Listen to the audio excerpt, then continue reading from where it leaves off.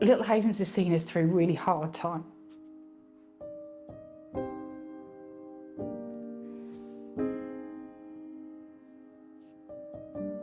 And something they've given us is hope.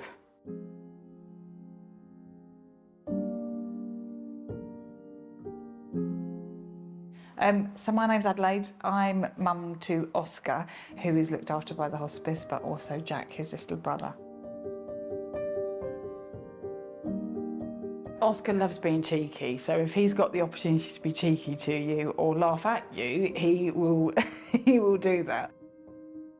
The reason Oscar was referred to Little Havens originally was his needs started to change. Oscar was born with cerebral palsy. We were told very early on that they were using that as an umbrella term and that he had a 4-limb movement disorder. Most recently, he has a condition called dystonia, which is a movement disorder. And he had a burnout with that, which has affected his brainstem. So there's no recovery. At the hospice, Oscar is Oscar, and it's important to the staff that work with him and to him that he's known for liking his Harry Potter, he's known for liking his music. It's not about his medical conditions, it's not about his medicines, it's not about a routine that has to be strictly stuck to, it's about him. Little Havens is a massive part of our lives, huge part of our lives. When we were first told that Oscar was in gut failure, we'd had a long hospital admission, and I think we had maybe naively expected to come home and Oscar would go to school and our life would go back to normal. And when we were told that's not going to happen, and Oscar's gut is failing and other organs will fail afterwards, the first person I called was Melissa from Hospice at Home. Like, what do I do? And that's where they're a massive part of life, because I feel like I can be mum and I can say things that you wouldn't say to other people without judgment.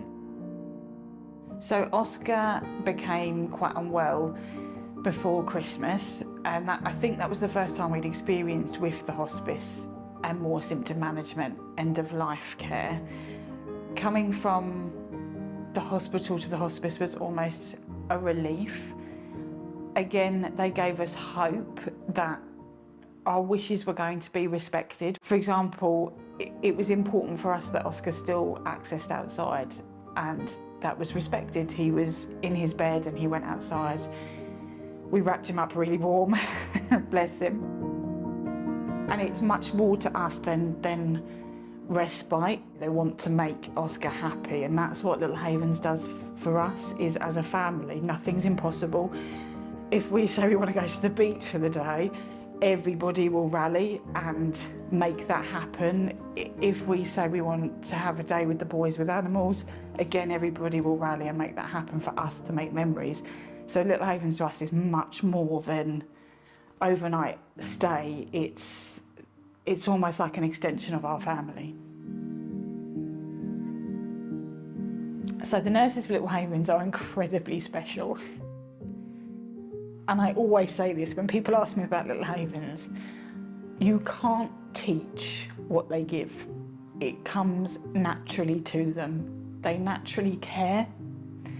And I know that sounds really strange because you expect all nurses to care, but they go above and beyond their call of duty time and time again. They've given us times alone when we've needed that, and they've also given us hugs, and they've made us laugh at times that we didn't think we would laugh. They care for him how I would care for him. What would life be like without Little Havens right now?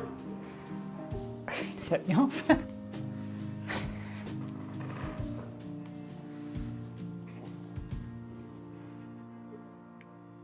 The first thing that comes to mind when you say life without Little Havens is loneliness.